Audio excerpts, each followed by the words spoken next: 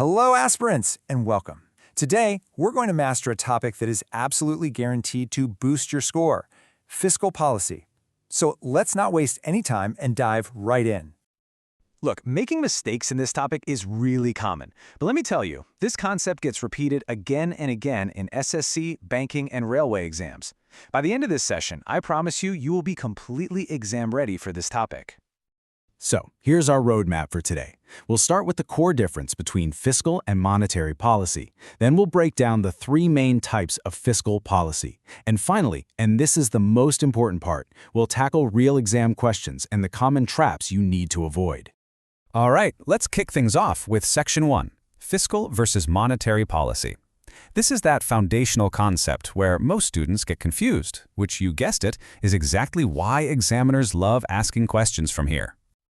Okay, this table right here is going to clear up all your key doubts. As you can see, fiscal policy is managed by the government, mainly through its spending and taxes. On the other hand, monetary policy is handled by the central bank, in our case, the RBI, using tools like interest rates. Now, for your exam, pay very close attention to the institutional controls row. This is a classic MCQ. Who controls fiscal policy? The government. And monetary policy? The RBI. This is the most crucial takeaway. So, let's just quickly summarize the tools. Fiscal policy, it's all about government spending and taxation. Monetary policy, that depends on controlling interest rates and the money supply. Simple, right? Let's move on. Now, let's get into Section 2, Expansionary Fiscal Policy. Let's understand this in simple terms. Imagine the economy is like a car that's moving too slowly. What does the government do to press the accelerator? In the simplest words, the whole point of an expansionary policy is to, expand the economy, to make it grow. The government does this by boosting something called aggregate demand. Just think of aggregate demand as the country's total shopping budget. When people and companies spend more, production goes up and the economy gets a much-needed push. So, the main objective here is to boost economic growth and reduce unemployment. The government has two main ways to do this. First, it can increase its own spending, like building new roads or bridges, which creates jobs. Or, second, it can cut taxes. Lower taxes mean more money in our pockets, which encourages us to go out and spend more. This policy is typically used during a recession or an economic slowdown. But here comes the trap that SSC often sets. Pay attention. When there's suddenly a lot of money in the market, but the amount of goods and services stays the same, what happens? Prices go up. That's right, inflation. The biggest side effect of an expansionary policy can be high inflation. This is a favorite for assertion reasoning questions. Okay, time for a quick question. If the economy is in a recession, what should be the government's primary fiscal objective? I'll give you a second. The goal would be to boost growth and reduce unemployment. Exactly. Now in Section 3, let's look at the complete opposite scenario. What happens when inflation is shooting through the roof? This is where contractionary fiscal policy comes into play. As the name suggests, contractionary means to shrink or reduce something. This policy reduces that total shopping budget, or aggregate demand, to cool down an economy that's overheating. It's the exact opposite of an expansionary policy. And the tools are the exact opposite, too. The main goal is to control inflation by taking money out of the market. The government does this by cutting its own spending and by increasing taxes. When people have less money to spend, demand falls, which helps bring prices back down. Here's a thinking question for you.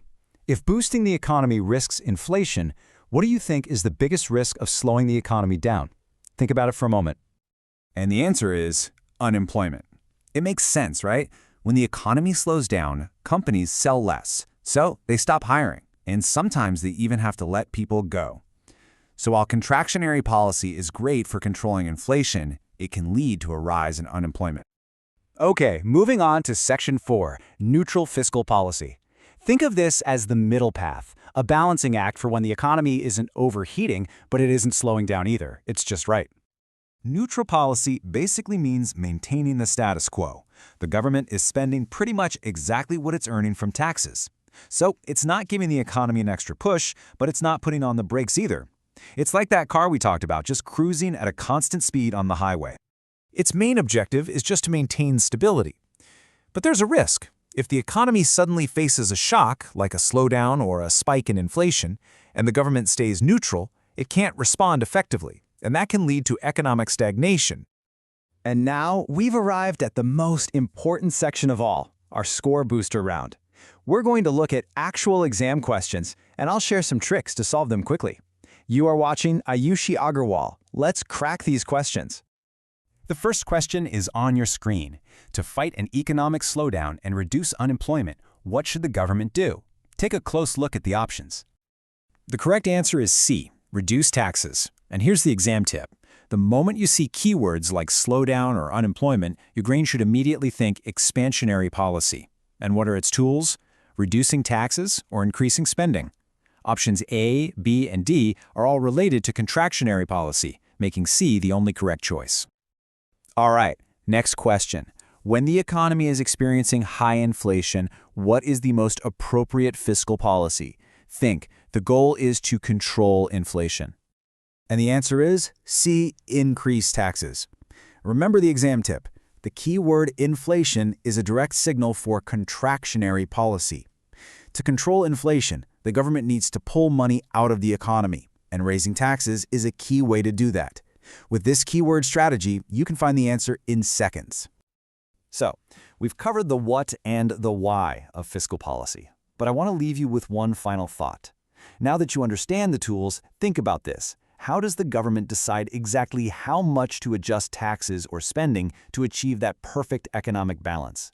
That is the real-world challenge for economists and policymakers.